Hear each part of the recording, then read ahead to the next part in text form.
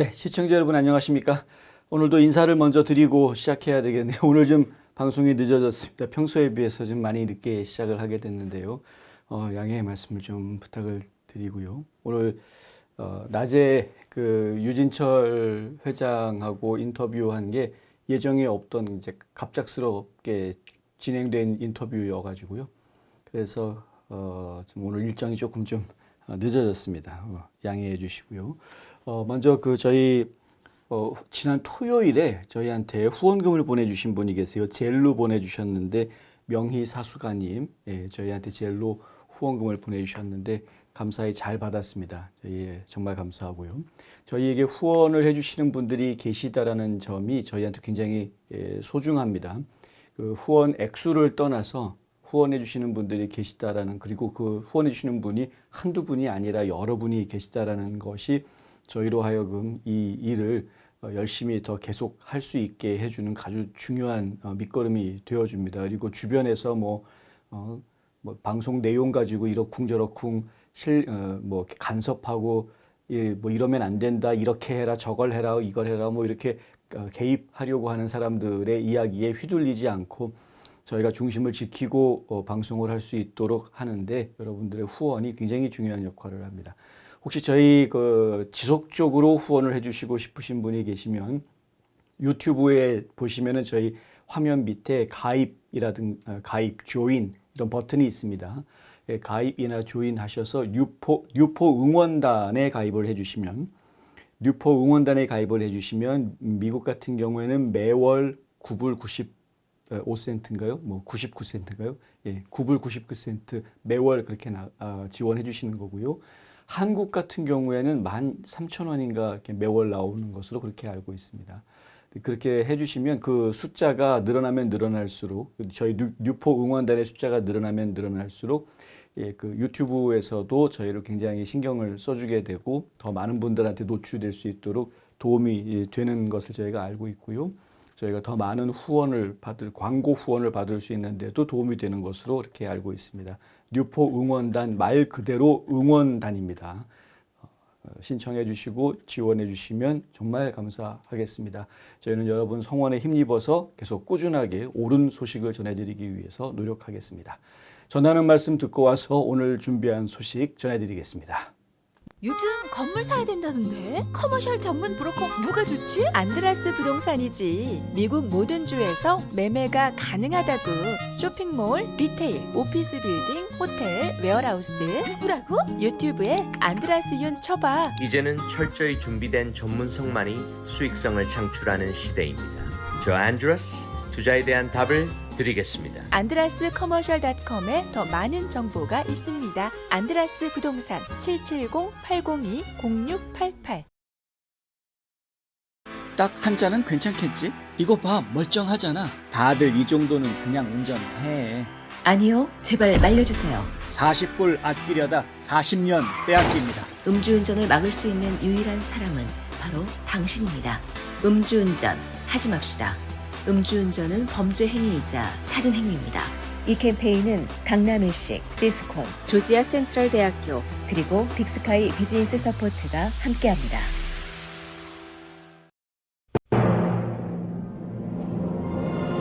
우리 한인들의 정체는 무엇입니까? 우리가 자손들과 살아갈 땅임에도 불구하고 언젠가는 떠날 방문객처럼 살지는 않습니까? 우리는 이방인이 아닌 이 땅의 주인이 되어야 합니다. 우리는 반드시 이 나라에서 좋은 평판을 만들어야 되는데 이 나라와 우리 이웃과 우리 지역에서 도움이 되는 사람들로 부각이 되어야 됩니다. 좋은 이웃되기 운동이 여러분 곁에서 함께합니다. 시청자 여러분 안녕하십니까? 12월 16일 월요일 NNP 뉴스 시작하겠습니다. 첫 번째 소식입니다. 일본 소프트뱅크 그룹의 손정의, 일본 이름으로는 손마사요시죠. 마사요시 한국 이름으로는 손정의 회장인데요. 오늘 미국의 1,000억 달러, 한국 돈으로 따지면 약 143조 6천억 원 규모라고 합니다. 환율이 굉장히 많이 올라서 그런데요. 일단 1,000억 달러를 투자하겠다라고 밝혔습니다. 손정희 회장이 미국에다가 이렇게 투자하겠다라고 이야기한 게 이번이 처음이 아닙니다. 지난 트럼프가 처음 당선이 됐던 2016년, 지금으로부터 딱 8년 전에도 마찬가지로 지금과 비슷한 시점이죠. 12월 초, 12월 7일이었습니다. 그 당시에는. 12월 초에 당시 또 트럼프 대통령 당선인을 만나서 미국에 500억 달러 투자하겠습니다라고 약속을 했던 인물입니다. 그런데 이번에는 1,000억 달러, 그 사이에 돈이 2배로 올랐습니다. 손 회장은 이날 도널드 트럼프 대통령 당선인 자택인 플로리다주 palmbeach 마러라고 리조트에서 트럼프 당선인과 면담을 갖고요. 공동 기자회견을 통해 이같이 말했습니다. 그 면담 시간이 길지 않은 것으로 알고 있습니다. 8년 전 같은 경우에는 45분 면담하고 500억 투자하겠다고, 500억 달러 투자하겠다고 발표했다 이랬는데 지금은 면담 시간이 얼마였는지 나오지는 않았습니다. 그런데 저희가 재미있게 지금 관찰하고 있는 부분은 뭐냐면 오늘 손정희 회장이 트럼프 대통령을 만나기 전에 지난 주말에 이 아베 총리, 아베 신조 일본 총리의 아내가 트럼프 대통령 내외를 만났던 것을 제가 기억을 합니다. 그러니까 이게 단순하게 한 큐에 이루어진 작업들이 아니고요. 순차적으로 일본이 지금 트럼프와의 관계 설정을 하나하나 해나가고 있는 모습들을 보여주고 있는 것이고요. 근데 일본의 총리하고 만남에 대해서는 일단 거리를 두고 뒤로 미룬 반면에 이렇게 기업가들의 만남에 대해서는 적극적으로 트럼프도 움직이고 있는 모습을 보여주는 것은 우리가 지금 생각해야 될 부분들이 많다라는 이야기를 해주고 있는 것이죠. 트럼프 당선인은 회견에서 소프트뱅크는 1,000억 달러를 미국에 투자하고 최소 10만 개의 미국인 일자리를 만들 것이다. 손 회장은 대선 이후에 미국에 대해 매우 낙관적이기 때문에 이렇게 하는 것이다 라고 이야기합니다. 트럼프가 대통령이 됐기 때문에 이렇게 하는 거다. 뭐 이런 식으로 이해하실 수 있겠습니다. 미국이 안정적으로 발전할 수 있는 정치적 안정을 확보했다라고 판단하는 것이다. 이렇게 해석을 하는 것이죠. 이 역사적인 투자는 미국의 미래에 대한 자신감을 보여주는 기념비적인 일이다. 이것은 인공지능, 신흥기술, 기타 미래 기술이 미국에서 만들어지고 발전하는데 도움이 될 것이다 라고 밝혔습니다. 손 회장이 예전에도 500억 달러 투자 발표했던 것 이야기하면서요. 트럼프가 이렇게 말합니다. 그들은 그 약속을 지켰다. 그 당시에도 500억 불 투자하겠다고 했는데 약속 지켰는데 이번에 1,000억 불 투자하겠다고 했다. 뭐 한 큐에 투자하는 건 아닙니다. 트럼프 대통령의 재임 기간인 4년에 걸쳐서 1,000억 달러를 투자하겠다라는 것이죠. 이 돈들이 그냥 돈 벌기 위한 투자라고만 볼 수는 없는 것이 약간의 모험을 감안한 벤처 투자를 포함하고 있기 때문에 그렇습니다. 많은 사람들도 엄청난 돈을 가지고 미국에 오고 있다. 트럼프는 이렇게 자신 있게 이야기합니다. 손 회장은 미국 경제에 대한 내 신뢰 수준은 트럼프 당선인의 승리로 엄청나게 높아졌다라고 분명하게 이야기합니다. 트럼프가 당선됐으니까 내가 미국에 더 이만큼 투자하는 거다. 이거. 나는 트럼프 당선인이 세계의 평화를 다시 가져오길 바란다라고 말했습니다. 일본에는요. 이렇게 트럼프 대통령에 대해서 아주 긍정적인 생각을 가지고 있는 보수 인사들이 굉장히 많습니다. 오래전부터 그래왔습니다. 트럼프 당선인은 손 회장의 발언이 끝나자 투자액을 2,000억 달러로 할 수 없냐라고 농담하듯이 그렇게 뒤에 서 있다가 갑자기 툭 던집니다. 그런데 손 회장이 막 웃으면서 정말 대단한 협상가다 막 이러면서 한번 뭐 트라이 해보겠다 뭐 이런 식으로 이야기를 하죠. 그러니까 바로 트럼프가 맞받아칩니다. 2,000억 달러 투자한다고 지금 얘기했다 이런 식으로 그냥 몰아붙입니다. 막 트럼프가. 그러니까 손 회장이 막 웃으면서 결국은 이렇게 나갑니다. 이렇게 트럼프 대통령이 손 회장에 대해서 칭찬을 해주거든요. 그 얘기를 듣고 나서 2,000억 투자 안 된다. 그러면 막 웃으니까 손 회장은 진짜 훌륭한 기업가고 믿을 만한 사람이고 막 칭찬을 해줍니다. 그러니까 손 회장이 웃다가 얼굴을 정색을 딱 하면서요. 진짜로 노력해 보겠다라고 이야기를 합니다.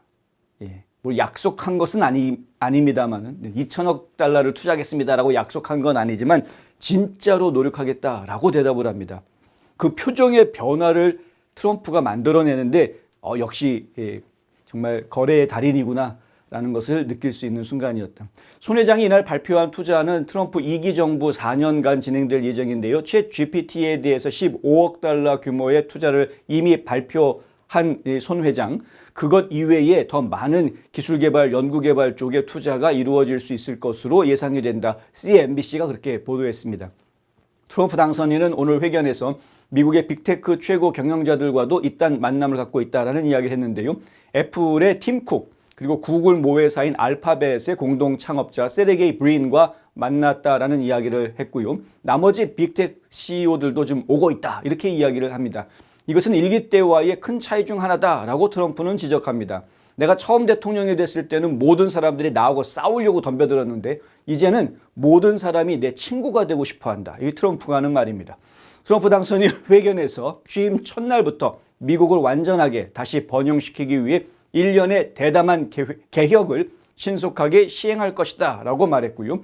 한 개의 새 규제를 만들면 기존 규제 10개를 없애는 것을 비롯해서 일자리를 죽이는 규제를 대폭 감축하기 위한 준비가 진행 중이다 라고 이야기합니다. 오늘 트럼프가 기자회견에서 연설한 모습을 보면은 현직 대통령 같은 모습이 확 느껴지는, 바이든은 뭐 이미 이제 아무 의미 없는 사람이 돼버리고 트럼프가 지금 현재 미국을 이끌고 나가고 있는 대통령인 것 같은 그러한 모습을 확연하게 내비쳐 주었습니다.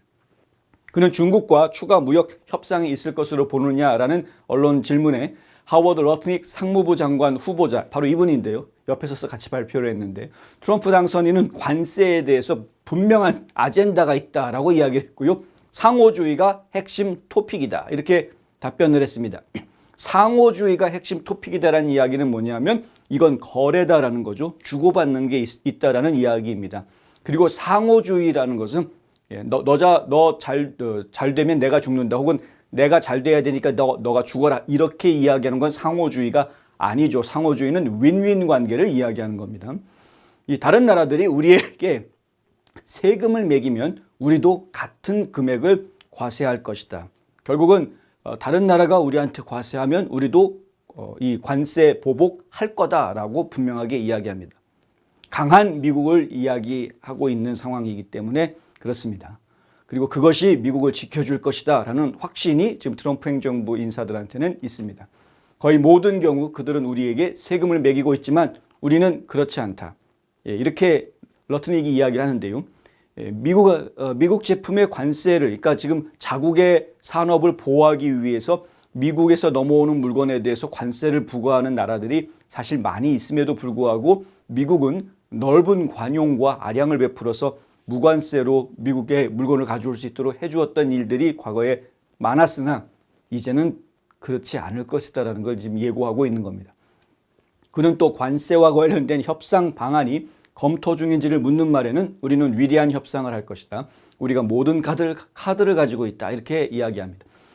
트럼프 당선인은 고율 관세 부과 시 인플레이션 악화 우려 등을 묻는 질문도 받았습니다.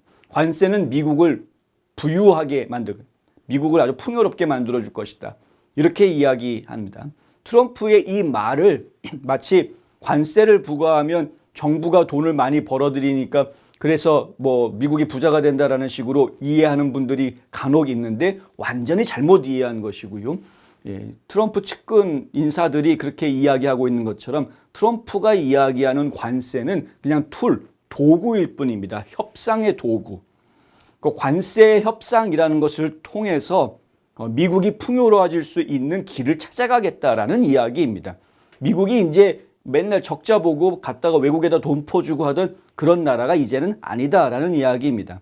이왕이면은 합리적으로 공정하게 너희도 너희 몫을 챙겨라. 우리는 우리 몫을 챙기겠다. 우리한테 기생하지 마라 이거죠. 미국이란 나라한테 기생하는 기생국가들은 이제는 미안하지만 너희 살 길을 찾아야 될 것이다 라는 이야기를 하고 있는 겁니다.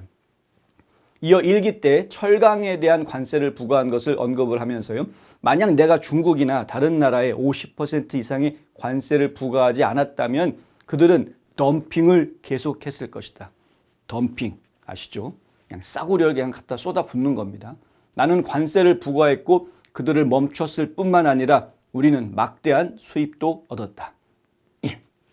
트럼프 당선인은 회견에서 미국에 10억 달러 이상 투자하면 환경평가를 비롯한 인허가를 신속하게 진행하겠다라는 약속과 대규모 감세 공약도 다시 한번 확인해 주었습니다. 트럼프는 엄청난 경제 대통령입니다. 많은 분들이 이해하고 계시리라 믿습니다. 그렇기 때문에 이번에 선거에서 많은 국민들이 트럼프를 선출해 주었던 것이죠. 이 쓰러져 가고 있는 미국 경제를 다시 잡아달라라고 지금 트럼프한테 권력을 이양한 것입니다. 트럼프가 경제 대통령으로서 굳건하게 설지 제가 귀추가 주목이 된다. 지켜봐야 되겠다라는 것이죠. 그리고 일본은 이렇게 하고 있는데 한국은 지금 뭐 하고 있느냐? 정신 없죠. 한국이 지금. 한국이 정신이 없는 상황. 빨리 수습하지 않으면 안 되겠다. 예. 한국 얘기를 좀 해야 되겠습니다. 지난 토요일에 국회 탄핵소추안이 가결이 됐습니다. 국민들의 관심은 헌법재판소로 자연스럽게 옮겨졌습니다. 우익 띵크탱크라고 이야기하는 유튜버로도 널리 알려져 있는 가로세로 연구소 그리고 그라운드 C 이런 우익 띵크탱크들이 결국은 윤석열 대통령이 헌법재판소에서 승리할 것이다라는 분석들을 내놓고 있습니다. 헌법재판관이 현재 6명이죠. 원래는 9명이어야 되는데 지금 뭡니까? 3명 그리고 또 3명 이렇게 되어져 있죠. 사법부에서 3명 추천하고 행정부에서 3명 추천하고 입법부에서 3명, 3권 분립이 되어져 있는 민주주의 시스템이니까 각각의 권력기구 안에서 3명씩의 대법관, 재판관을 추천해서 9명을 만들게 되어져 있습니다. 그런데 사법부, 그러니까 이제 대법원장이 추천을 하는 사법부 쪽 추천 3명은 이미 차 있고요. 그리고 행정부 쪽 추천, 그러니까 대통령 추천 한 3명도 차 있습니다. 그런데 국회 쪽 추천 3명이 지금 비어져 있는 그런 상황. 어찌됐든 간에 국회에서 3명의 재판관을 추천하지 않은 이유가 따로 있었죠. 뒤늦게 막판에 지금 추천을 하긴 했습니다만은 재판관 임명이 뭐 대통령이 직접 해야 된다라고 헌법이 명시하고 있기 때문에 추가 인원이 임명되지 않을 것 같다. 결국은 6명 가지고 지금 탄핵 심판을 치러야 될 것 같다라고 이야기하는데요. 법에 보면은 9명의 재판관일 경우 7명 이상의 재판관이 투표에 참여해야 되고 그중 6명 이상이 찬성을 해야 탄핵이 인용되는 것으로 그렇게 되어져 있습니다. 그런데 지금 6명만 있는 상태여서 6명이 심판을 하고 6명이 투표를 하게 되면 만장일치가 나와야지만 지금 대통령 탄핵이 가결될 수 있는 그러한 상황입니다. 근데 그것이 불가능할 것 같다라고 이제 분석이 나오는 거죠. 뭐 이미 다른 매체를 통해서 이 뉴스 내용을 들으셨을 거라고 생각하고 간단하게 넘어가겠습니다. 더불어민주당은 마은혁 그리고 정개선을 헌법재판관으로 추천했지만 이미 뭐 늦었다라는 거죠. 대한민국 헌법 111조는 헌법재판관의 임명을 9명으로 구성하게 돼 있고 대통령이 임명한다라고 규정하고 있기 때문에 한독수 권한 대행이 이 헌법재판관을 임명할 수 없다라는 것이 이제 띵크탱크들이 하는 설명입니다. 과거 황교안 대통령 권한 대행이 이선의 재판관을 임명한 사례가 있지만 그건 이미 박근혜 전 대통령이 탄핵된 이후에 대통령이 없는 상황에서 한 것이지만 지금은 탄핵 소추가 이루어졌다고 하더라도 윤석열 대통령이 대통령으로서의 자격을 가지고 있는 상황이기 때문에 하지만 직무가 정지돼서 누구를 임명하거나 뭐 이런 건 할 수 없는 그런 상황이기 때문에 대통령은 있으나 일은 하지 못하는 그렇다고 해서 권한대행이 대통령의 일을 자기 마음대로 막 대신할 수 있는 그런 상황이 아니다라는 것이죠. 그래서 결국은 6명이 투표를 해야 되는데 1명의 반대만 있으면 윤석열 대통령은 노무현 전 대통령처럼 탄핵 기각 판결을 받고 대통령직에 복귀하게 될 것이다 이겁니다. 근데 그중에 윤석열 대통령이 지명한 대법관도 있다라는 이야기 아닙니까? 결론적으로 말씀드리자면 그러니까 윤석열 대통령이 지명한 분이 바로 이 정형식 대법관인데 지금 일각에서는 이분이 지금 요번에 주심을 맡게 됐다. 뭐 탄핵 심판에 주심을 맡는다라는 이야기까지 나와 있는 상황이요. 그러니까 1명의 반대만 있으면은 뭐 윤 대통령은 복귀한다. 이런 이야기. 상당히 설득력이 있는 이야기입니다. 그라운드 C의 김성원 대표 같은 경우에는요. 이 얘기가 나오기 전에 탄핵 소추가 가결되기 전에 유튜브 영상에서 이런 말을 합니다. 3가지만 분명히 알면 불안해할 필요 없다라는 이야기를 합니다. 가야 될 길이 분명해졌다. 싸워야 할 대상이 분명해졌다. 누구 중심으로 뭉쳐야 되는지도 분명해졌다. 이 3가지를 잊지 마라. 그러면은 걱정할 필요 없다라고 이야기합니다. 중국 공산당과 민주당 그리고 국민의힘 내의 사쿠라들 국민의힘 내부의 변절자들이죠. 이 사람들하고 싸워야 되고 트럼프 대통령과 윤석열 대통령이 가는 길이 굉장히 유사하고 그 코드가 똑같기 때문에 우리가 국제사회에서 고립될 일이 없다. 이제 김성원 대표는 그렇게 정리를 합니다. 탄핵소추안이 통과된다고 하더라도 윤석열 대통령 믿고 끝까지 싸우면 우리가 이기는 싸움이다. 이게 이제 김성원 대표가 하는 이야기죠. 근데 이제 김성원 대표 같은 경우에는 7명의 재판관이 있어야 된다라는 이야기를 하긴 했는데 그게 아니어도 6명만 가지고도 심리할 수 있다. 이렇게 이야기가 좀 되어져 있는 상황이기는 합니다. 한덕수 대통령 권한 대행이 재판관을 임명할 수 있느냐 없느냐 그거 가지고도 뭐 해석하기 나름이다라고 말하는 분들이 있는 것 같은데 불가능하다라고 보는 분들이 훨씬 더 상식적인 것 같습니다. 과거 노무현 전 대통령 때 탄핵 심판은 3월 12일에 시작을 해서 5월 14일에 선고가 나왔습니다. 그러니까 2개월 정도 시간이 걸렸고요. 근데 기각됐죠. 박근혜 전 대통령 같은 경우에는 2016년 12월 9일에 시작해서 2017년 3월 10일에 선고가 나왔습니다. 3개월 조금 넘었는데 탄핵이 인용이 됐습니다. 그러니까 뭐 가결된 거죠. 그래서 파면이라는 단어를 저희가 들었습니다. 그 당시.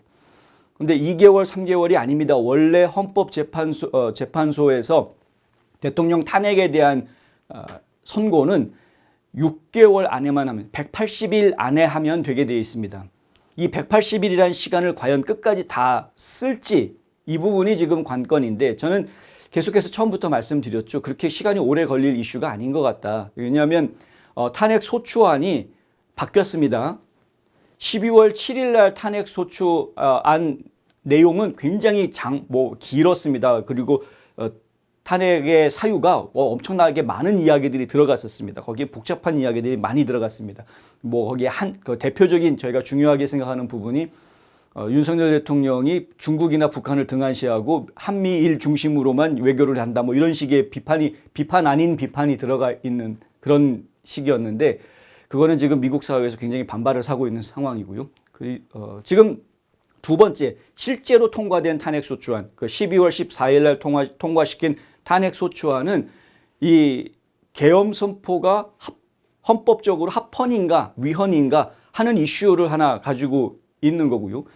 이 내란죄에 해당하는가 아닌가 요 이슈를 가지고 있는 겁니다. 나머지는 별게 없습니다. 그러니까 내용이 확 줄어들었고요. 내란죄냐 아니냐, 계엄이 합헌이냐 위헌이냐 요것만 판가름하면 되는 상황이기 때문에 사실은 시간을 오래 끌어야 될 이유가 별로 없는 그런 상태로 지금 이해가 됩니다. 그래서 저희는 탄핵 심판이 빨리 끝날 것 같다라고 생각을 합니다. 그런데 변수가 하나 있습니다. 뭐냐 하면은요. 검찰이나 경찰이 기소를 할 경우입니다. 기소를 할 경우. 만약에 검찰이 윤 대통령을 내란죄로 기소를 한다거나 혹은 경찰이 기소를 한다거나 하는 경우에는 헌법재판소 입장에서는 같은 죄를 가지고 중복 기소가 되는 상황이 되기 때문에 탄핵 심판을 일시 정지할 수 있습니다. 중단하고 그러면 그 재판부터 먼저 해라. 그 재판 결과 보고 나서 헌법재판소에서 탄핵 심판 결론을 내리겠다. 이렇게 할 수가 있는 상황이 되죠.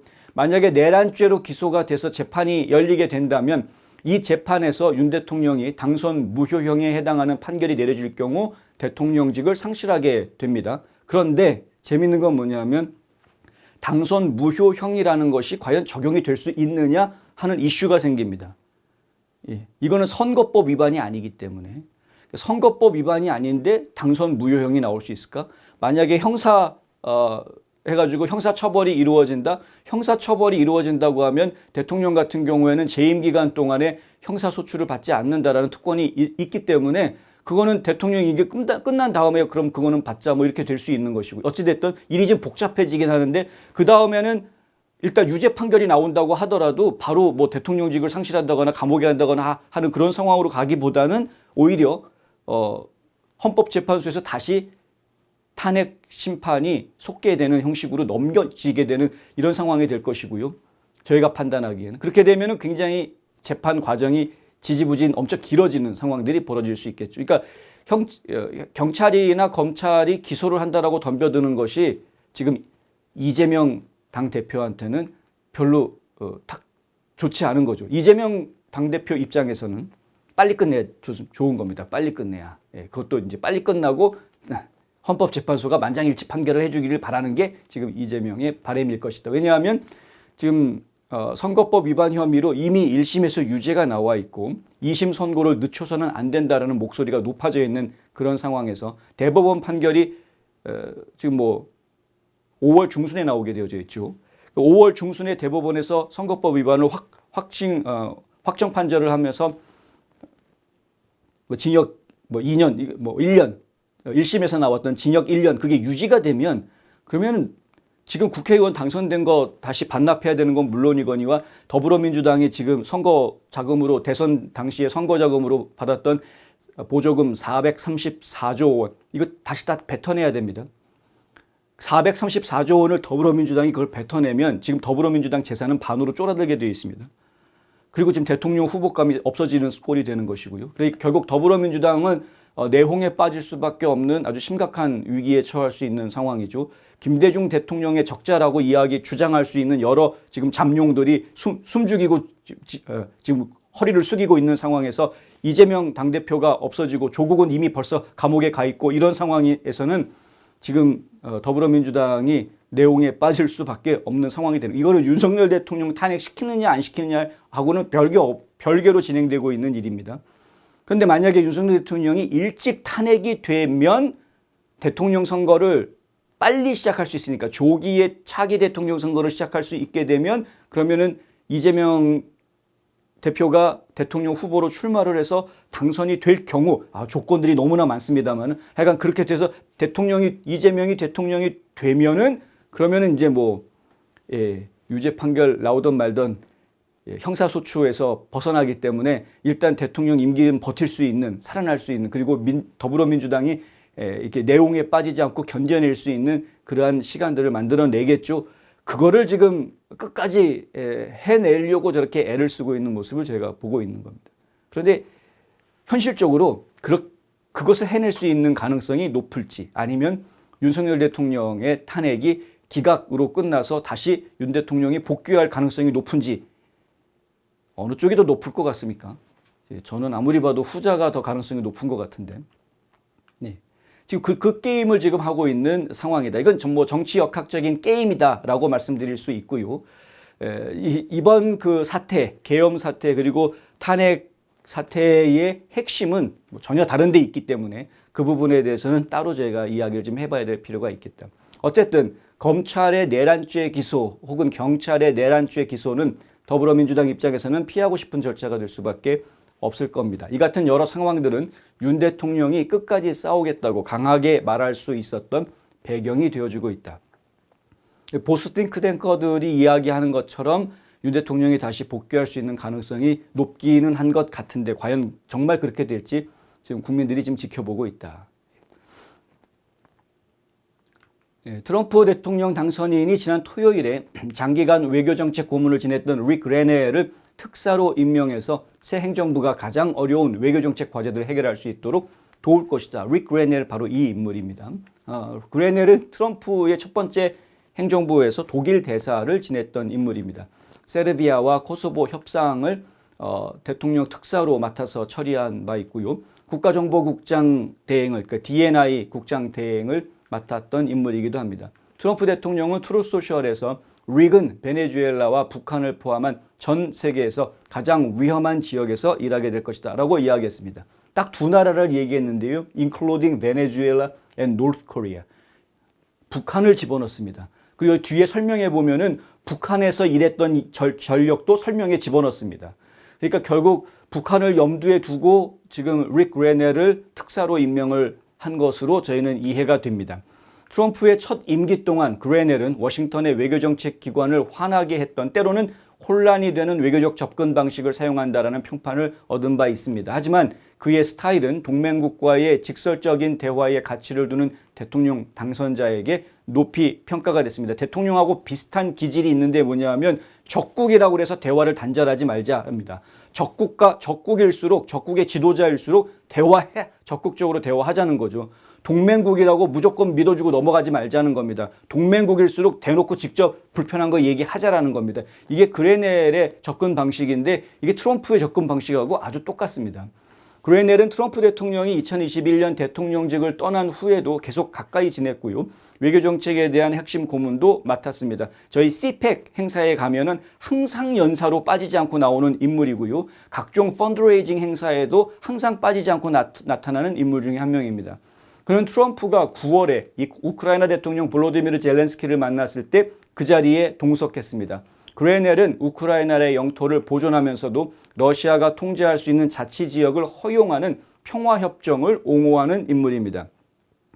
예, 그러니까 자치구역을 만들어줘라. 그리고 일단 영토는 러시아 땅인데 자치구역을 해줘라는 거죠. 뭐 루안스크나 도네츠크나 이쪽을 얘기하는 겁니다. 지금 러시아가 점령하고 있는 자치지역으로 인정해주되 러시아 땅으로 하자. 이 아이디어를 내고 있는 겁니다.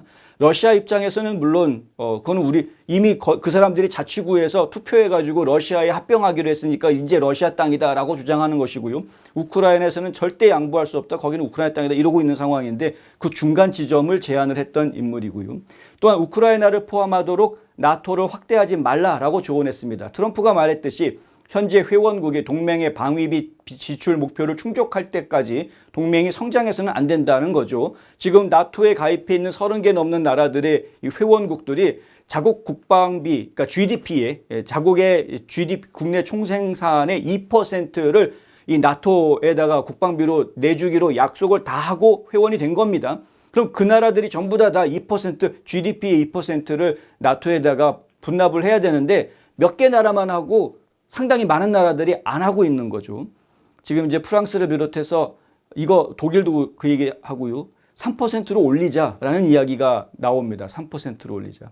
3%로 올리면 그러면은 지금 못 내고 있는 나라들이 어려워서 뭐 경제적으로 어려워서 그 퍼센테이지를 못 채워주고 있는 국가들의 비용을 다른 나라들이 좀 메꿔줄 수 있지 않겠는가. 이 나토의 방위 분담금을 더 높이는 데는 도움이 되지 않겠는가. 일단 3%로 하자. 이런 얘기들이 지금 나오고 있는 상황 중이고요. 그나마 트럼프가 대통령이 되니까 그런 얘기들이 지금 나오고 있는 것인데 트럼프는 처음부터 약속을 지켜라라고 얘기한 거였거든요. 그 약속을 다 지키기 전에는 새로운 나토에 추가시키는 거 안 된다 이렇게 얘기했던 거였습니다.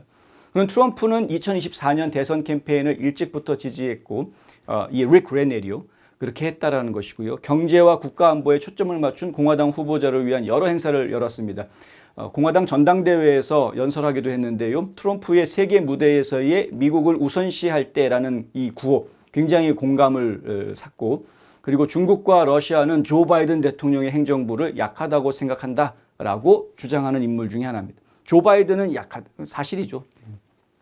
트럼프는 2024년 대선 기간 중에 방위비 지출 목표를 달성하지 못한 나토 회원국을 방어하지 않겠다라고 러시아가 니들을 침략하든 말든 우리는 신경 안 쓰겠다 막 이렇게 강하게 이야기한 적이 있습니다. 근데 일부 동맹국들이 그것 가지고 야 동맹인데 그 너무 심한 말 아니냐라고 이야기를 했던 건데요.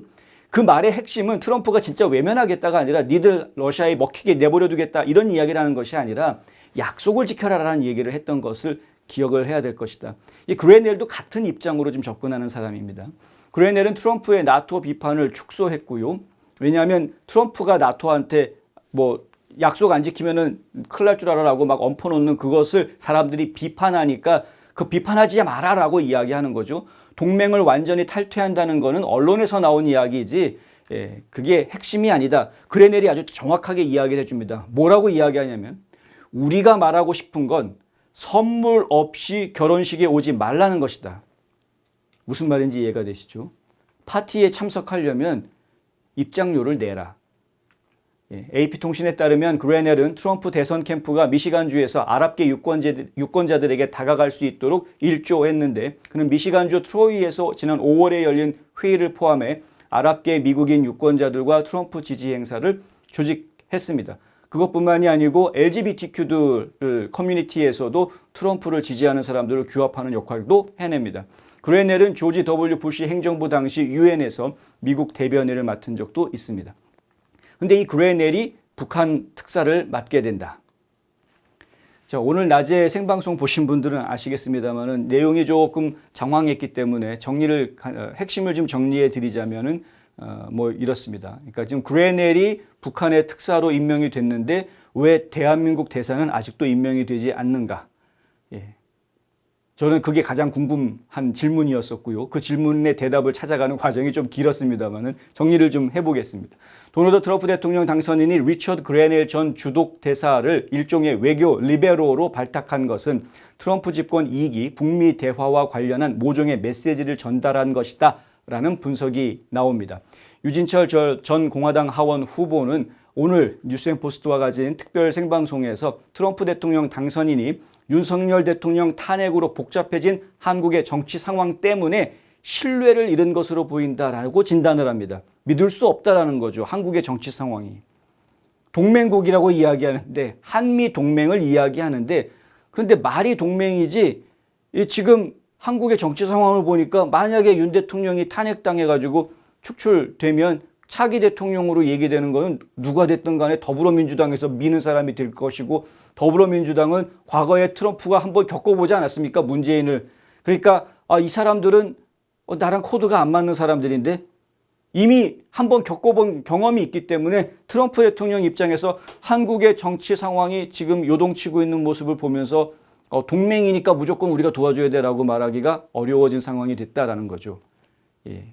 한국 정치권에 대한 신뢰가 단단해지지 않은 상황은 북한과의 직접 대화를 시도할 수 있는 단초가 되어줬다. 이게 유 후보의 분석입니다. 그는 왜 트럼프 대통령 당선인이 주한 미국 대사를 임명하는 것보다 북한 업무를 맡을 특임 대사를 먼저 임명한 것이냐는 질문에 이같이 답변했습니다. 이는 트럼프 2기 행정부가 한미 동맹보다 미북 대화에 무게를 둘 수 있다는 점을 시사하는 것이어서 주목됩니다. 남한보다 북한을 먼저 챙기겠다라는 이야기처럼 보여지기 때문에 그런 것이죠. 유 후보는 한미동맹은 상호 신뢰가 중요한 것인데 현 한국의 정치 상황은 미국의 충분한 신뢰를 얻기에 어려운 모습이다라고 말합니다. 그는 한국이 지나친 탄핵과 군 지휘관들의 구속으로 안보 공백 위기에 처해 있으며 이 같은 시기에 북한이 도발하지 못하도록 미군이 한국을 지켜주고 있다라고 이야기합니다. 지금 안보 공백 없다라고 언론에서는 아주 천연덕스럽게 한국 언론들이 떠들어대고 있는데 그게 한국 군대가 튼튼해서 안보 공백이 없는 것으로 이해하셨다면 대한민국 국민들이 착각하고 있는 겁니다. 전 세계에서 가장 큰 미군 부대가 한국에 있습니다. 그래서 북한이 못 넘어오는 겁니다. 미국 입장에서 한국에 대한 신뢰가 약해지는 상황이라면 북한과 대화를 통해 관계를 설정하는 것이 필요해진 셈이다라는 분석이 나올 수 있는 겁니다. 특히 유 후보의 이날 발언은 김정은 북한 위원장이 트럼프와 만나지 않겠다고 밝힌 상황에서도 트럼프가 북한과의 대화를 시도하려는 것 아니냐라는 시사를 한 것이어서 저희가 신경이 좀 쓰일 수밖에 없었다라는 것이죠. 유 후보는 김정은이 정작 대화하겠다고 할 때 트럼프는 조건을 내걸 수 있을 것이다라고 이야기합니다. 다만 그 조건이 무엇이 될지에 대해서는 구체적으로 언급하지는 않았습니다. 힌트가 될 만한 이야기를 한 가지 했는데 대화를 통해서 넘어오는 게 아니라 그냥 그 자리에 주저앉혀 놓게 할 수 있지 않겠느냐라는 이야기죠. 나아가 유 후보는 방송 이후 뉴스앤포스트와 별도의 대화에서 이런 이야기를 하는데요. 그레넬 특임 대사 지명자가 미국이 북한과 수교할 경우에는 초대 북한 대사가 될 수도 있는 상황이다. 이런 이야기도 했습니다. 물론 진짜로 북한과 미국이 수교를 하게 될지 안 하게 될지 그건 저희로서 현재로서는 지금 알 수 없는 상황입니다만 하지만 유 후보는 한국 정부가 중국과 가까워지려고 하고 북한이 중국과 갈등을 겪는 상황이라면 미국이 북한을 미국 편으로 끌어들이려는 것이 미국에 더 이익이 될 수도 있는 것 아니냐 이런 해석이 가능할 수도 있다라는 취지의 이야기를 합니다. 물론 현재로서는 한국의 정치 상황이 마침표를 찍은 상황이 아니죠. 지금 현재 진행형이죠. 그렇기 때문에 무엇도 단정할 수 없는 그런 상황이긴 합니다. 한국의 정치적 선택이 미국의 행보에 크게 영향을 주고 다르게 만들어버릴 수도 있다는 것도 분명해 보입니다. 이번 탄핵 심판의 결과가 어떤 결과가 나오느냐에 따라서 한미 동맹 관계가 제대로 유지가 될 수 있을지 아니면은 이게 지금 흐미흐미해질지. 과거에는 북한 쪽에서 흔히 나왔던 표현이 통미봉남이었습니다. 미국과 직접 대화하겠다. 북한은 남조선과 대화 안 하겠다. 북한은 미국과 직접 대화하겠다라고 이야기를 항상 했죠. 봉남, 그냥 남쪽은 봉쇄시켜버리겠다라는 이야기입니다. 근데 지금 트럼프가 그레넬 특사를 먼저 임명했다라고 발표한 것은 이것은 마치 미국 쪽에서 통북복남하려고 하는 것 아니냐라는 우려를 불러일으키는 대목인 것은 분명해 보입니다. 신경을 안 쓸 수는 없는 부분이다. 통북복남을 하게 되면은 그러면 남한에 있는 좌파들한테 좋은 소식이 될 수 있겠는가? 전혀 그렇지 않습니다. 왜? 진짜 미국이 생각하는 주적은 중국이기 때문에 그렇습니다. 유 후보는 오늘 저희 방송에서 미국의 최대의 적은 중국이다. 이런 이야기를 합니다. 유 후보 본인도 그렇게 이야기를 하는데요. 나는 중국 사람들하고는 아무 문제가 없다. 중국 사람들과는. 하지만 중국 공산당과는 문제가 있다. 이게 트럼프 대통령도 같은 마음입니다. 중국인들과는 상관이 없지만 중국 공산당과는 문제가 좀 있다는 거죠. 미국이 중국을 가장 큰 적으로 생각하고 있는 상황에서 중국과 가까워지는 한국 정부, 트럼프는 달가워하지 않습니다. 그래서 지난번에 기억하시는지 모르겠는데요. 김정은 위원장하고 트럼프 전 대통령하고 이 판문점에서 만났을 때 그 모습을 한번 떠올려 보십시오. 어떤 상황이었는지. 문재인 대통령이 불이 나게 달려 나와가지고 그 자리에 같이 서려고 했습니다. 사진 한 장 찍고 싶었겠죠. 그런데 그 당시 트럼프 대통령의 경호원들이 문재인 대통령을 막았습니다. 근접하지 못하게. 트럼프 대통령이 북한으로 발을 넘겨서 들어갔죠. 북한으로 넘어간 다음에 사진 찍은 것을 자세히 보시면은요. 김정은 위원장하고 트럼프 대통령하고 둘이 악수하고 있는 장면을 북한의 기자들만 뺑 둘러서서 사진을 찍습니다. 남한 기자들도 못 들어갑니다. 북쪽이니까. 넘어갈 수가 없죠. 예. 허가받은 게 아니기 때문에. 북한 기자들만 뺑 둘러서 사진을 찍습니다. 근접 경호하는 경호원들이 주변에 없었습니다. 경호원들이 조금 더 거리를 두고 경호를 하고 있었고요. 이 상황이 명색이 미국의 대통령인데 미국의 대통령이 그렇게 국경을 넘어서 북한 땅에 발을 들여서 들어가는 것이 과연 즉흥적으로 이루어졌겠느냐? 사전 조율 없이 그러한 일들이 벌어질 수 있었겠느냐? 유 후보가 오늘 그 얘기를 꺼내더라고요. 저희랑 따로 이야기를 하면서. 깊이 생각해 봐야 될 부분이다라는 겁니다. 그럼 이게 과연 한국한테 나쁜 거냐? 그렇지 않습니다. 한국한테 매우 좋은 기회가 될 수 있습니다. 한국이 준비만 되어져 있다면. 근데 그 당시에는 한국의 정권이 문재인 정부였다라는 게 문제였던 겁니다. 윤석열 한국 대통령은 비상계엄 이후 탄핵 소추안이 발표되자 대국민 담화를 통해서 중국인이 부산에 정박 중이던 미국 항공모함을 촬영하다 적발된 사건과 지난달 40대 중국인이 국정원을 드론으로 촬영하다가 붙잡힌 사건을 언급했습니다. 이들을 간첩죄로 처벌할 길이 없어서 법을 고쳐달라고 했는데 거대 야당이 완강히 가로막았다. 대통령이 직접 설명한 이야기이죠. 플로리다주의 릭 스캇 연방 상원 의원은요, 지난주 토요일 방송된 이 VOA 미국의 소리 방송과의 인터뷰에서 공산주의 중국 정부 행동에 대한 이야기가 있을 때마다 우리는 이를 심각하게 받아들이고 이를 막기 위해 할 수 있는 모든 것을 해야 한다. 이렇게 이야기했습니다. 지금 미국이 생각하는 중국 공산당은 미국 최대의 적이다. 다시 한번 말씀드립니다. 모든 미국 정치인들, 특히 보수주의일수록 더 그렇습니다. 보수주의 정치인일수록 중국의 행동에 대해서는 절대 신뢰하지 않습니다. 어떻게 해서든 막으려고 노력을 합니다. 그런데 그 간첩법 수정안조차도 통과시키지 않으려고 하는 더불어민주당을 트럼프 행정부 그리고 트럼프가 이끌고 있는 나라의 공화당 의원들이 믿어줄 것인가? 믿어주기가 어려운 상황이 될 수밖에 없겠죠. 그렇다면 신뢰가 떨어지는 상황에서 한미동맹이 힘을 발휘할 수 있을까? 한미동맹이 힘을 발휘하지 못하면 그러면 북한은 기회를 잡을 수 있는가?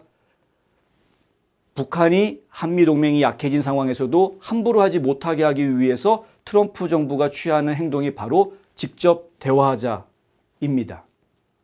이것은 북한과 미국이 결탁함으로써 한국을 따돌리겠다라는 개념으로 접근하는 것이 아닙니다. 한국과 미국의 관계가 약해짐으로 인해서 발생할 수 있는 안보 공백을 커버하기 위해서 미국과 북한이 직접 대화하자라고 이야기하고 있는 부분입니다. 이 부분을 제대로 이해하고 있다면 대한민국이 하루빨리 정신을 차려서 친중 정부가 세워지는 것이 아니라 한미 동맹을 제대로 강화해서 이끌고 갈 수 있는 정부가 유지될 수 있도록 국민들이 힘을 보태주셔야 할 것이다 라는 이야기입니다.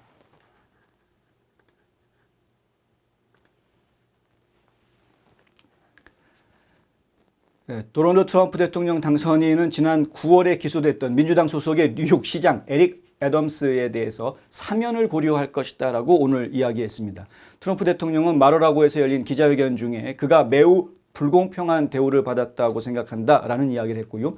모든 것의 심각성을 보지 못했다. 애덤스에 대한 증거를 아직 자세히 들여다보지는 않았다라는 이야기인데요. 그러면서도 그는 시장에 대해서 비난하는 것은 좀 잘못됐다, 과하다라고 이야기를 합니다. 애덤스가 국제선 항공편에서 업그레이드를 받았다. 뭐 그 정도 가지고 그런 무의미한 혐의를 가지고 비난하고 있는 것은 좀 곤란하다라는 취지의 이야기이죠. 트럼프는 이번 기소에 정치가 개입했다라고 이야기하는데요.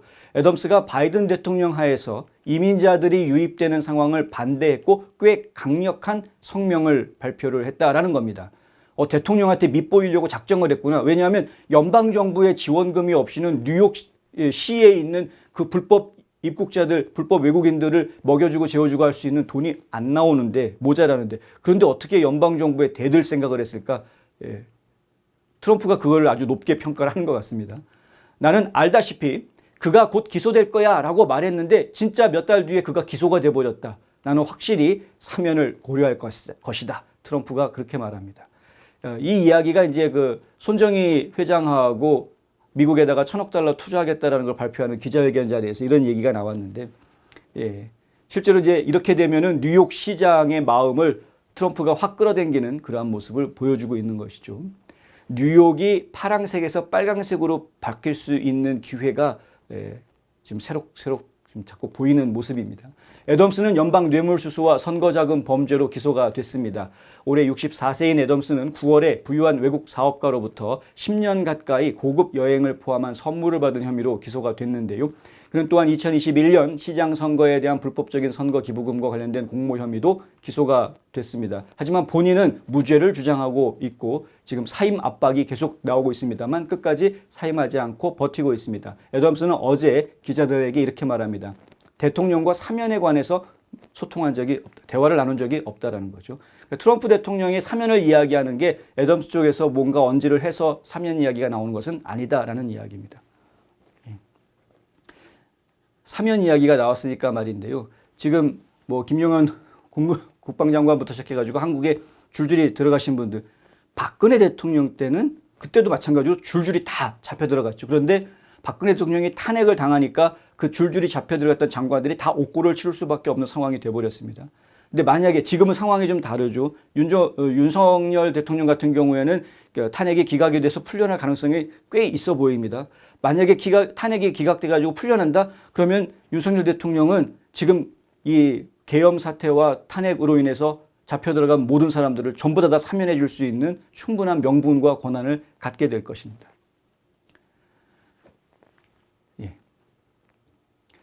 도널드 트럼프 대통령 당선인이 2024년 선거의 마지막 시점에 앤 셀처라는 여성 여론조사관이 아이오와 선거 여론조사와 관련해서 아이오와 주의 일간지였던 그 데모인 레지스터라는 일간지 회사를 고소할 계획이다라고 오늘 이야기를 했습니다. 이 데모인 레지스터에서 그 여론조사를 의뢰를 해가지고 이 셀처라는 여성이 여론조사를 하고 그걸 발표를 했는데 그 발표 내용이 상당히 충격적이었었죠. 물론 결과는 완전히 반대로 나왔습니다. 트럼프 대통령은 마로라고에서 열린 기자회견에서 여론조사를 선거 간섭이라고 했습니다. 셀처의 최종 여론조사에는 카멀라 해리스가 3%포인트 앞서는 것으로 나타났습니다. 그 당시 여론조사에 보면 해리스가 47%를 받고 트럼프가 44%를 받아서 해리스가 아이오와주에서 이길 거다 이렇게 여론조사를 내놨었습니다. 선거 막판이었기 때문에 사람들이 헉 하고서는 놀라는 그러한 상황이었었죠. 그런데 실제로 뚜껑을 열어보았더니 어떻게 나왔느냐? 트럼프가 56%를 득표를 했고요. 해리스는 42.7%밖에 득표하지 못했습니다. 트럼프가 확실하게 이긴 거죠. 셀처는 최근 인터뷰에서 자신의 여론조사에 대한 비판을 부인합니다. 왜냐하면 누군가가 내게 그런 공개 여론조사에서 어떤 동기를 가지고 생각했을지, 어떤 동기를 가지고 행동했을지 생각하기 했느냐, 도대체 왜 그렇게 했느냐, 이런 식으로 따지면 그건 나는 이해할 수 없는 행동이다 이거죠. 나는 이 의혹을 매우 심각하게 받아들인다. 그들은 이것이 범죄인 선거 간섭이라고 말하고 있다. 따라서 전에 한 번도 해본 적이 없는 이런 반응을 전달하기 위해 의도적으로 설정한 아이디어는 그럴 기회가 많았는데 그건 내 윤리에 맞지 않는다. 나는 양심의 가책이 없다. 셀처는 그렇게 이야기를 합니다. 여론조사 하는 사람이 설문지 돌려가지고 받은 결과대로 집계해서 과학적으로 그냥 이렇게 해서 여론조사 결과가 이렇다라고 단순하게 통계학적으로 발표를 하는 것이지, 내가 무슨 의도를 가지고 이걸 조작을 하고 뭐 이런 게 아닌데 왜 그런 식으로 나를 자꾸 이야기하느냐, 불쾌하다, 이렇게 이야기하는 것이고요. 근데 트럼프 대통령도 셀처라는 사람을 고소하겠다가 아니라 그 사람한테 여론조사를 의뢰하고 그것을 기사화해서 그 여론조사를 퍼뜨렸던 데모인 레지스터라는 언론사를 대상으로 완전히 멈췄네요.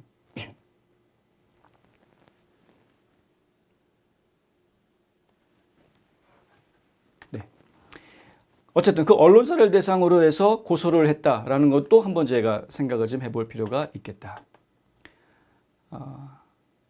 유튜브가 이렇게 험하게 나오는 거는 한국 쪽에서 하는 거라고 봐야 되겠죠. 지금 뭐 미국 쪽에서는 이건 더 이상 이슈가 나올 게 없는데, 오늘 방송에서는. 그러니까 결국은 한국 쪽에서 지금 이거를 유튜브를 끊었다라고 저는 볼 수밖에 없는 그런 상황. 안타깝습니다. 왜 이렇게 하고 있는지. 위스콘신주의 한 학교에서 총격 사건이 일어나 용의자를 포함해 3명이 숨지고 6명이 부상했다고 위스콘신주 메디슨시 경찰이 오늘 발표했습니다. 경찰 발표와 뉴욕 타임즈 등 매체 보도에 따르면 이날 오전 11시께 위스콘신주의 주도인 메디슨에 있는 어번던트 라이프 크리스천 스쿨에서 총격이 발생했다고 합니다. 경찰은 사건 발생 직후 브리핑을 열고 사망자가 5명이라고 처음에는 발표했다가 나중에 3명으로 정정 보도했습니다. 부상자 6명은 인근 병원으로 옮겨져 치료를 받고 있고요. 일부는 생명이 위독한 것으로 파악되고 있습니다. 경찰은 사망자 3명 중에 총격 용의자도 포함됐다고 밝혔는데요. 경찰이 현장에 도착했을 때 이미 용의자는 숨진 상태였다고 합니다. 경찰은 아직 용의자의 나이와 신원을 밝히지 않았지만 해당 학교에 재학 중인 미성년자다라고만 언급하고 있습니다. 어번던트 라이프 크리스천 스쿨은 학생이 약 400명 정도 되는 기독교계의 사립학교라고 합니다. 학교 내에 유치원부터 고등학교까지 통합과정으로 운영이 되고 있고요. 사망자와 부상자 중에는 어린 학생도 포함됐다. 경찰은 그렇게 설명합니다. 성탄 연휴를 불과 한 주 앞두고 10대 학생뿐만 아니라 유치원생과 초등학생까지 한 공간에서 생활하는 종교단체 운영 사립학교에서 총격 사건이 발생하면서 메디슨시는 물론 미국 전역이 충격에 좀 휩싸였습니다. 크리스틴 네이비스는 많은 사람에게 안전했던 장소에서 이런 사건이 벌어지는 걸 보게 돼 끔찍하다. 뭐 이런 이야기를 이제 로이터 통신과 인터뷰에서 하는 것을 저희가 봅니다. 토니 에버스 위스콘신 주지사는 성명을 내고 이번 사건을 면밀히 지켜보고 있다라고 발표했는데요. 더 많은 정보를 기다리는 동안에 아이들과 교사, 학교 커뮤니티 전체를 위해 기도하며 초동 대응자들에게 감사를 표한다. 아주 형식적인 성명을 일단 급하게 내놓은 상황입니다. 백악관에서는 조 바이든 대통령이 총격 사건에 대한 보고를 받았다라고 하고요. 백악관 관계자들이 메디슨시 지방정부 관계자들과 연락하며 필요한 모든 지원을 제공하고 있다라고 밝힙니다.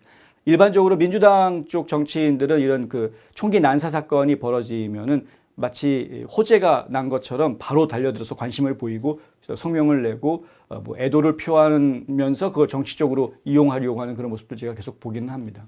로이터에 따르면 올해 들어 미국 전역에서는 총 322건의 학교 총기 사건이 일어났습니다. 지난해 349건에 이어서 역대 2번째로 큰 규모라고 합니다.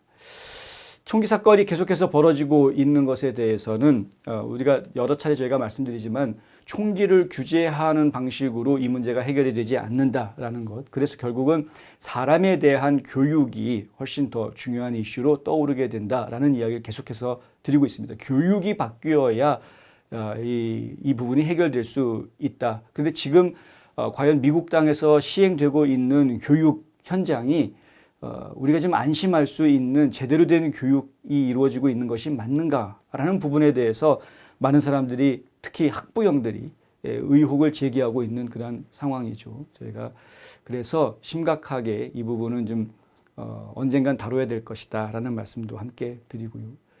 교육을 바로잡는 것은 방향성이 있어야 되는데 지금과 같이 아이들한테 지식을 넣어주려고 애를 쓰는 것이 아니라 오히려 이 과거에 있었던 제대로 된 윤리의식을 심어주는 그러한 교육, 무엇이 인간다운 것인가 철학적인 생각을 갖게 해주는 그러한 교육, 이것이 사실 저희에게 지금 굉장히 필요한 부분이다.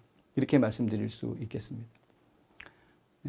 오늘 뭐 상태가 매우 안 좋기 때문에 다시 녹화된 거라도 다시 나중에 또 다시 올려놓도록 그렇게 하겠습니다. 제가 준비한 소식은 오늘은 여기까지이고요. 댓글 주신 분들 제가 인사를 안 드릴 수가 없죠. 블레스님, 셀리님, 배경란님 일찍 들어와 주셨는데 감사합니다. 문지현님 감사하고요. 트루라인님 잘 오셨습니다. 이재명이 헌재를 압박하고 있습니다. 2달 만에 탄핵 처리하라. 이재명 입장에서는 빨리 끝내고 싶겠죠. 본인이 원하는 결과로. 그런데 빨리 끝내는 거는 오케이인데 본인이 원하는 결과로 나오지가 않을 수 있다라는 게 많은 사람들이 예측하고 있는 부분이어서 이재명의 바램대로 이 사건이 흘러가지 않을 것 같다라는 것. 지금 윤석열 대통령의 비상계엄 사태는 지금 한국이 얼마나 많이 중국의 영향권 하에 놓여져 있는지를 전 세계에 폭로하는 그런 계기가 됐고요.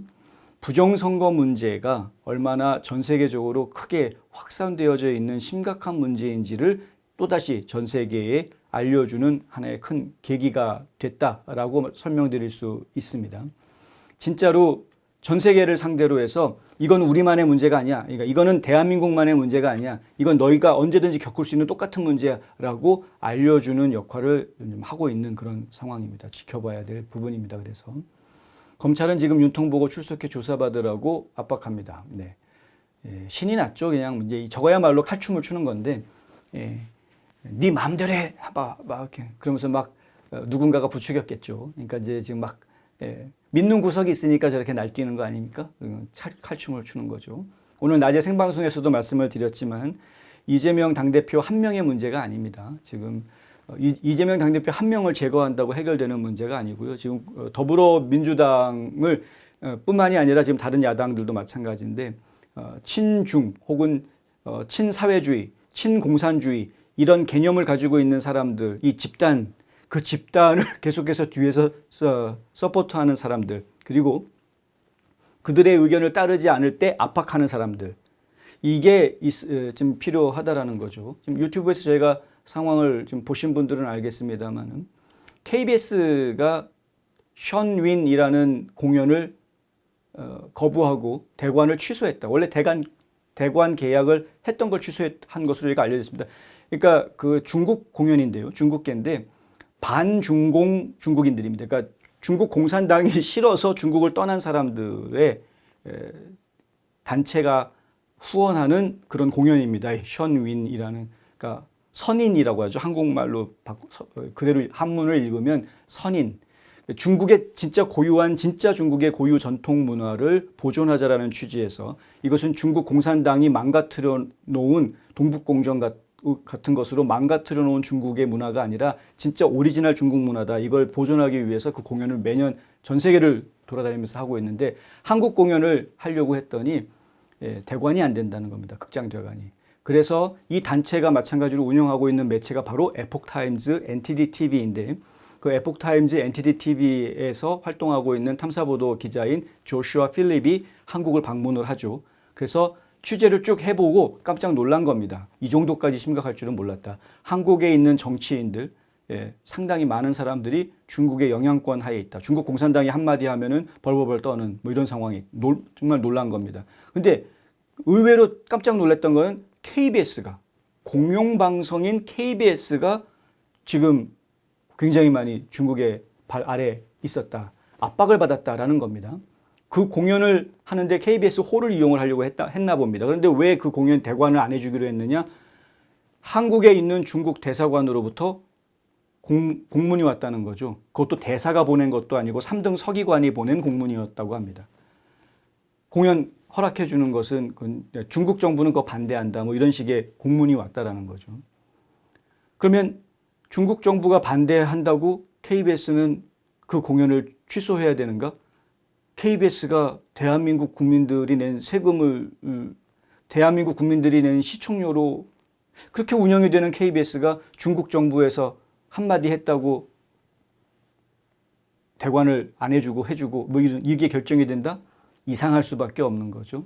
그래서 결국은 이 조슈아 필립이 거기 관계된 KBS 전 사장, 이사, 전직 이사들, 전직 사장들 인터뷰를 한 내용들이 영상에 고스란히 남아 있는데 그 내용을 보면은 확실하게 알 수 있게 됩니다. 문재인 정부가 들어서면서 KBS의 이사진들과 사장단을 어떻게 했는지, 결국은 중국의 압력을 받았을 때 맥없이 중국이 하라는 대로 할 수밖에 없는 그러한 국가 조직을 한국이 만들어 놨다라는 상황, 이런 것들이 그 단적인 예인데 대표적인 예가 될 수 있는 거죠. 결국은 KBS뿐만이 아니라 한국에 있는 많은 조직들이, 정부 조직들이나 혹은 국가기관들이 그런 식으로 중국의 영향권 안에 놓여 있을 것이다라는 걸 충분히 생각하게 하는 그러한 상황이었다. 이게 그 다큐멘터리가 만들어지고 분명히 방송이 됐음에도 불구하고 많은 사람들이 인식을 제대로 하지 못했었습니다. 그 당시에. 그냥 그러고 지나가 버렸습니다. 근데 이번에 윤석열 대통령이 탄핵을 당하면서 그리고 계엄 선포를 하면서 이 부분이 다시 지금 조명을 받고 있는 상황. 다시 사람들이 이걸 찾아보게 만들고 이것이 다시 지금 SNS상에서 퍼져서 돌아다니고 있는 이러한 모습을 저희가 보고 있는 것이죠. 이번 윤 대통령의 계엄 선포 그리고 탄핵 사태는 상당히 많은 것들을 지금 시사해 주고 있고 정말 대한민국에서 자유민주주의가 살아남느냐 아니면 자유민주주의가 인민민주주의로 망가지느냐의 갈림길에 있는 그런 모습을 저희가 좀 보고 있는 것이다. 자유민주주의를 지키셔야 됩니다. 인민민주주의로 변질되지 않도록 대한민국 국민들이 지켜주셔야 되는 상황이다라는 말씀 다시 한번 드립니다. 오늘 뭐 상황이 영 안 좋네요.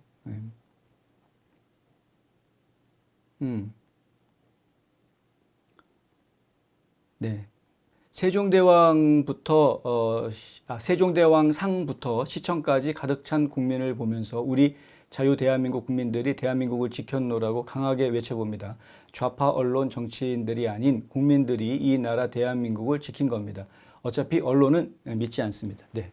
지금 상황에서는 대한민국 언론들 아예 그냥 방송을 꺼놓으시는 게 더 낫겠더라고요. 신문들도 마찬가지. 조중, 동한 이 신문들도 결국은 다 잘못된 이야기들을 계속하고 있는 걸 저희가 봅니다. 뭔가 크게 잘못됐습니다. 한국이. 믿을 만한 뉴스 채널들을 좀 확보하실 필요가 있겠다라는 말씀을 좀 드리고요. 김용서님 와주셔서 감사하고요. 푸른 하느님, SY 미소님 감사합니다. 허용아님 잘 오셨고요. 명의사수가님 다시 한번 감사드립니다. 선관위가 증거인멸하려고 서버를 교체하려고 해오는데 너무 걱정하지 않으셔도 됩니다. 이미 서버를 확보한 것으로 저희가 얘기를 들었는데요. 스카이데일리에서 오늘 보도한 내용을 보면 서버를 이미 이제 정보부에서 서버로 확보를 해서 분석을 하고 있는 중이다라고 이야기가 나와 있습니다.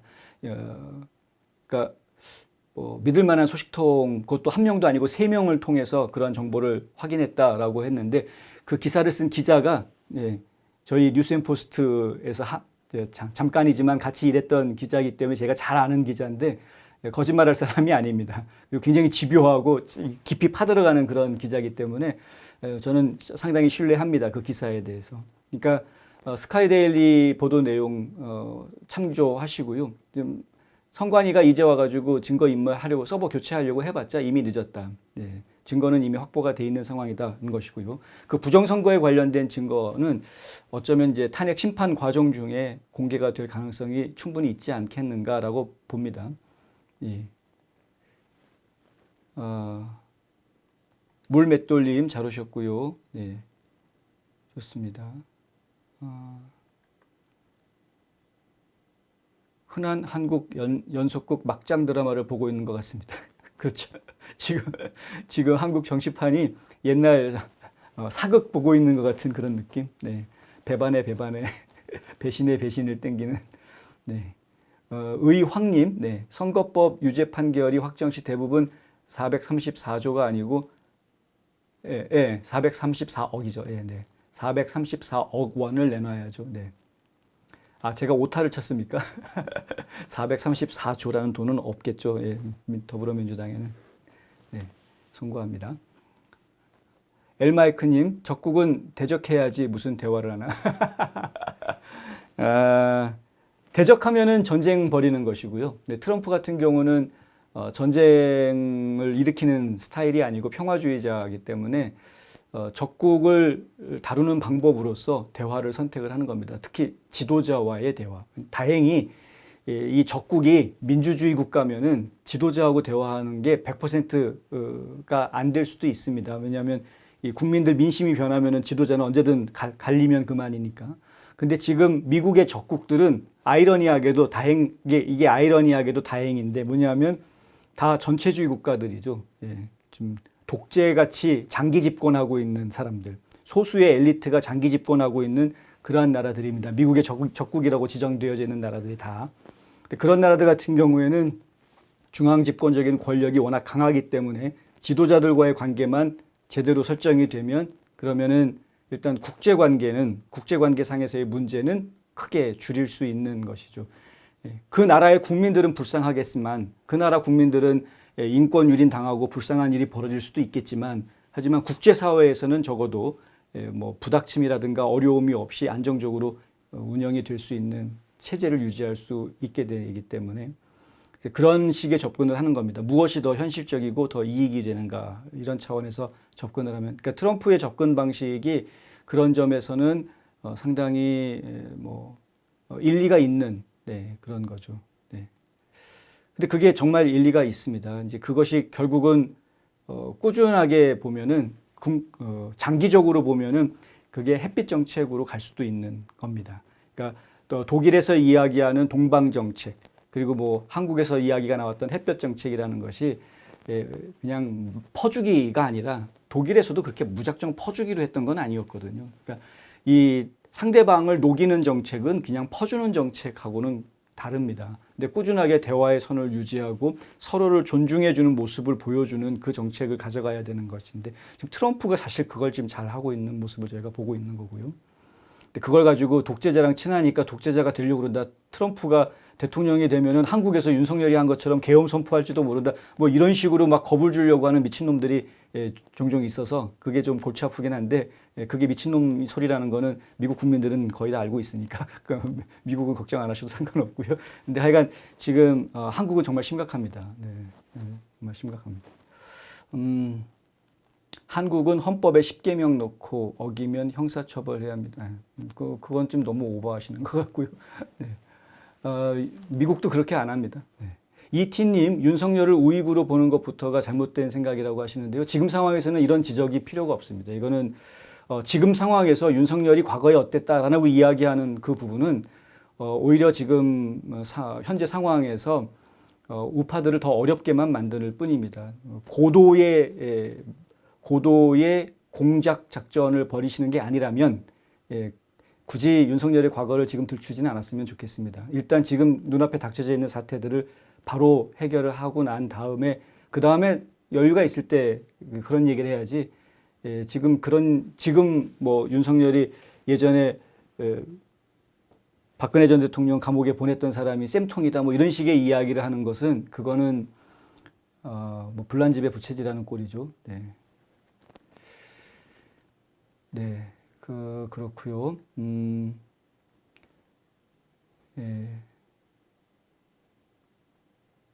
줄리 리님 1.5배속으로 쫓아갈게요. 응원합니다 주신데 감사합니다. 예, 감사하고요.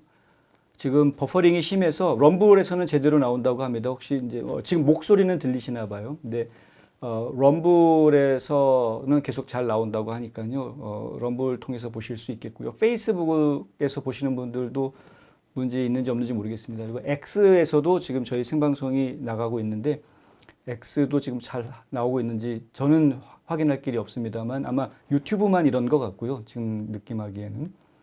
예. X나 럼블, 페이스북 이런 곳을 통해서 보실 수 있으니까요. 그리고 유튜브는 제가 오늘 마무리하고 나면 녹화된 영상을 다시 올려놓도록 하겠습니다.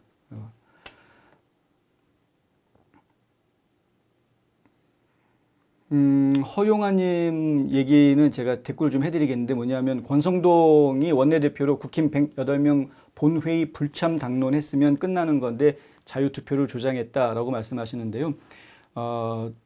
본회의 불참하면은 끝나는 게 아닙니다. 예. 그러면 계속해서 다음 주에 또 이렇게 되는 상황이 되는 겁니다. 왜냐하면 지금 논리가 원래는 국회 회의법에는 한번 부결된 것은 다시 재상정하는 규정이 없는데 예, 그런데 지금 또 재상정을 한 셈이 돼버렸죠. 이게 부결로 보지 않았기 때문에 그렇습니다. 그러니까 회의를 하는데 회의에 필요한 사람들이 인원수가 채워져야 되는데 왜냐하면 이거 가결시키기 위한 정족수가 200명인데 200명도 없는 상황 192명 앉아가지고 투표한 상황 이 상황이 돼버리면 이거는 정상적인 투표로 그러니까 합법적인 투표로 받아줄 수 없다라는 겁니다. 왜냐하면 최소 200명을 만들어내야 되는 투표였기 때문에 그래서 이거를 부결로 처리를 하지 않고 파기로 처리를 했죠. 파기. 예. 그러니까 이 결의안은 파기. 그래서 첫 번째 탄핵소추안은 파기를 한 것이고요. 내용을 조금 수정을 해서 두 번째 탄핵소추안을 내놓게 된 겁니다. 그러니까 만약에 계속해서 국민의힘당 의원들이 자리에 참석하지 않는 방식으로 빠져나가는 방식으로 하면 그러면 계속해서 파기하고 부결이 아니기 때문에 다시 해야 된다 이런 식으로 나올 가능성이 큽니다. 그거는 그래서 이 문제를 해결할 수 있는 방법은 아니었고요.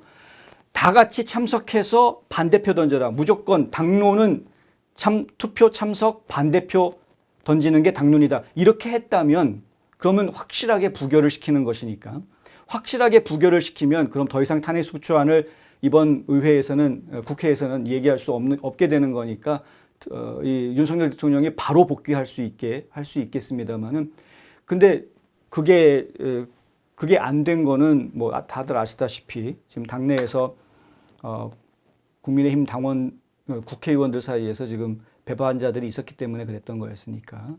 네. 그렇죠. 네. 홍영혜님, 한 명의 국회의원에게 1년 동안 보너스 옵션까지 보좌관 2에서 5명, 운동센터 자녀들 모든 학비, 월급 도대체 1년 한 명의 국회의원에게 얼마의 피땀 흘린 국민들의 혈세가 들어가는지 정확하게 알고 계신 분 있습니까? 알려주십시오 하셨는데 어마무시하게 들어간 거로 알고 있습니다. 하여간 예, 월 1억 원 정도는 들어가는 거로 알고 있습니다. 한 명 국회의원 한 명한테 월 1억 원. 보좌관들까지 해가지고 활동비부터 해서 뭐 전부 다 하면은 예. 근데 그걸 이번에 더 올렸다고 그랬죠. 예. 본인들 월급은 올리고 예. 지금 행정부에서 정부 부서가 돈 쓰겠다고 하는 것은 깎으려고 하고 뭐 이런 식으로 하는데 그래놓고선 지금 와서 하는 이야기가 대통령 탄핵시켰으니까 권한 대행은 내각은 우리랑 국회랑 같이 해가지고 뭐 좀 정권을 같이 나눠 가지자라는 식으로 이렇게 막 접근하는 그런 희한한 상황을 제가 지금 보고 있는데 좀 말도 안 되는 얘기가 지금 너무 많이 나와서 순팡님 어서 오시고요. 감사합니다. 썬킴님, 안틸님, 김영숙님 감사합니다. 와주셔서 감사합니다. 제 말대로라면 트럼프는 아이디어가 너무너무 높은 거네요. 트럼프 IQ가 제가 알기로 160이 넘는 거로 알고 있거든요. 180인가 뭐 하여간 멘사 회원입니다. 트럼프는 천재입니다, 천재. 예, 그냥 보통 사람이 아닙니다. 예. 그리고 이미 트럼프는 한국의 더불어민주당 정권을 이미 경험을 해봤기 때문에 굉장히 지금 한국 사태에 대해서 트럼프가 생각이 분명한 자기 생각이 분명히 있습니다. 그렇기 때문에 저렇게 움직이고 있는 거라고 저희는 보고요. 그리고 이제 한국의 상황이 저렇기 때문에 한국에서 이 탄핵 사태가 해결이 되고 윤 대통령이 복귀를 하든 아니면 윤 대통령이 탄핵이 돼서 새로운 대통령 선거가 치러져 가지고 새 대통령이 나오든 무엇이 됐든 간에 정리가 될 때까지 한국 대사에 대한 임명 발표가 지연될 것 같다, 늦춰질 것 같다라고 제가 말씀드릴 수밖에 없는 상황. 한미 동맹 관계는 지금 굉장히 어려운 시기로 접어들어가고 있는 모습. 하지만 한민 동맹 관계가 어려워진다라고 해서 미국이 한국을 포기하는 상황이 나오는 것은 절대 아니다라는 상황. 왜냐하면요, 지금 주한미군 못 건드립니다. 철수 못합니다. 그 얘기도 아까 유진철 회장하고 그 얘기도 했었는데요. 지금 한국에 지금 파견 나가 있는 주한미군이 28,000명이 넘는데 거기에 장군들이 몇 명이냐 이거죠. 장군들. 별이 몇 개인 줄 아냐? 한국 땅에 있는 미군 별이 몇 개나 되는 줄 아느냐? 이제 이겁니다. 그 사람들이 철수해라. 그래서 미국으로 돌아오게 만들면 어떻게 되나요? 갈 데가 없습니다. 대기 발령 상태가 됩니다. 갈 데가 없습니다. 배치를 다 시켜줄 수가 없게 되는 상황이 돼버립니다. 일자리가 없어지면 자연스럽게 문제가 좀 생기죠. 그 계급 아래에 있는 사람들 승진하는 데에도 다 똑같이 문제들이 생기게 되고요. 이 지금 한국에 있는 부대가 가장 큰 해외 부대라고 말씀을 드렸죠. 그 전 세계에서 가장 큰 미군 부대 하나가 쓱 사라지게 되면 그러면은 미군 내의 질서에 상당한 혼란이 올 수도 있는 겁니다. 큰 충격을 줄 수도 있습니다. 그렇기 때문에 주한미군은 없어지지 않습니다. 그거는 절대 미군이 반대합니다. 미군이. 군대에서 반대합니다. 대통령이 하라고 그래도 일단 군대에서 각하 이러시면 안 됩니다라고 반대를 할 수밖에 없는 상황입니다. 그래서 한미 동맹 관계에는 특히 안보 동맹 관계라는 것은 그것은 지금 상태에서 그렇게 크게 훼손되지는 않을 것이다. 오히려 한국이 지금 막 난리치고 내홍을 앓고 크게 어려운 상황에 빠져 있기 때문에 미국이 알아서 지금 북한을 커버해주고 중국을 커버해주고 해야 되는 상황이다 보니까 야, 중국하고 북한 이거 커버하는 거 진짜 이게 만만치가 않은데 러시아는 어느 정도 지금 되는데 그것도 러시아는 지금 또 바쁘니까 정신도 없을 테고 근데 지금 중국하고는 대화하는 게 만만치 않으니까 대화를 하게 되면은 이 경제적인 문제하고 그 문제로 무역 문제로 대화를 더 심각하게 해야 되는 상황이기 때문에 그렇다면 일단은 북한을 어떻게 해서든 경고망동하지 않게 잡아둬야 되겠다라는 생각을 할 수밖에 없는 거고요. 그 상황에서 일단은 신호를 보내는 거죠. 우리 북한 특사 만들었어. 특임대사 임명했어. 그럼 이제 북한 쪽에서 반응을 보여야 되는데 좀 지켜보도록 하겠습니다. 예. 북한에서 반응을 보이면 또다시 트럼프 쪽에서 그에 따른 또 다른 반응을 보일 것이고요. 그래서 뭐 소통을 자꾸 하려고 할 겁니다. 지금 한국이 혼란스러운 상황이기 때문에. 예. 한국의 혼란스러운 상황이 정리가 되면 그러면 얘기가 조금 달라지기 시작할 수 있는데 어떻게 정리되느냐에 따라서 트럼프 입장이 달라지게 될 것이다. 돈고우님, 한덕수 총리도 심지가 굳건하지 못해서 아마도 9명 찬성할 것 같은데 그러니까 재판관 임명을 할 거다 한덕수 총리가 그거는 위헌입니다. 위헌. 헌법을 어기고 하는 게 되죠. 권한대행한테는 그런 권리가 주어지지 않는데 왜냐하면 대통령이 있는 상황에서 권한대행이 그러면 안 되기 때문에 그래서 논란을 또 만들어낼 수 있다. 헌법재판관들 스스로도 그 부분은 상당히 고민될 텐데요. 9명 만든다고 해도. 어쨌든 9명을 만들면은 4명의 반대표를 이끌어내야 되는 것인데 그게 과연 그렇게 되면 좀 일이 좀 어려워지기는 하겠죠. 어쨌든 보겠습니다. 방송은 럼블에서 보고 채팅은 이쪽에서 하시고요. 네, 감사합니다. 그렇게라도 해주셔서 감사합니다. 네. 그 럼블 화면을 제가 열어놓을까요? 럼블 화면을 제가 그러면은 저도 그러면은 럼블 쪽 화면을 한번 열어보고 그쪽에 네 이쪽에서 자 럼블 쪽에도 지금 채팅 화면 저도 열었습니다. 럼블 쪽에서도 채팅해 주시면 제가 볼 수 있습니다.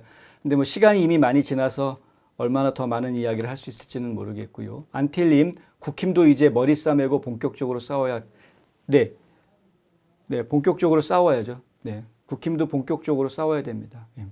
프리코리아님, 럼블 구독 완료하셨다고 감사합니다.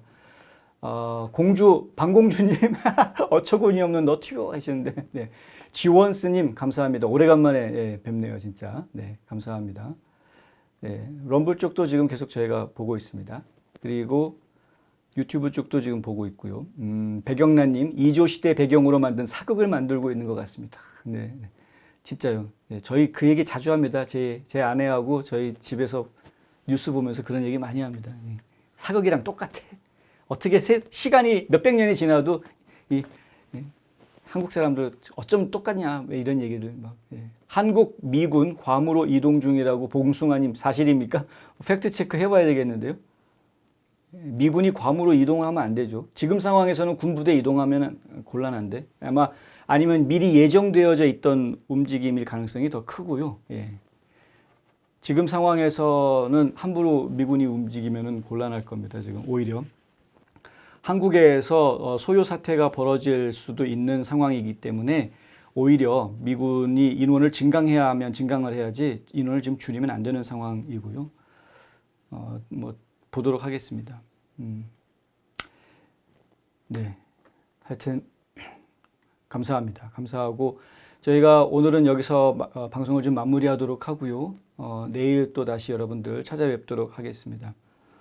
유튜브에서 이렇게 방송 방해하는 거를 하면은 언젠가는 저한테 경고장이 날라오고 일주일 뭐 2주일 방송 못하게 하고 뭐 이런 경험 저희 이미 다 겪어본 일이기 때문에 만에 하나 유튜브에서 저희 채널을 이렇게 생방송하지 못하게 방송 콘텐츠를 올려놓지 못하게 중단하는 그런 티켓을 발행을 하게 되면 왜 방송이 업데이트가 안 되지? 라고 생각하지 마시고 럼블, 페이스북, X 계속 저희가 생중계 할 거니까요. 그쪽으로 와서 보시면 되겠습니다. 만에 하나 유튜브 쪽에서 저희를 또 문을 닫아버리면 그렇게 할 테니까 그렇게 와서 봐주시면 되겠고요. 이미 뉴스앤포스트는 트럼프가 백악관 떠나기 바로 전에 2020년 부정선거 사태부터 시작을 해서 4년 동안 많이 단련이 됐습니다. 지난 4년 동안 저희가 단련이 많이 됐습니다. 그래서 뭐 지금 어떤 압박을 하든 말든 저희는 저희가 바라보고 있는 진실이 무엇인지를 말씀드릴 겁니다. 감사합니다. 오늘은 여기서 제가 인사를 좀 드려야 되겠네요. 12월 16일 월요일 NMP 뉴스 여기서 마치도록 하겠습니다. 끝까지 시청해 주신 여러분 감사합니다.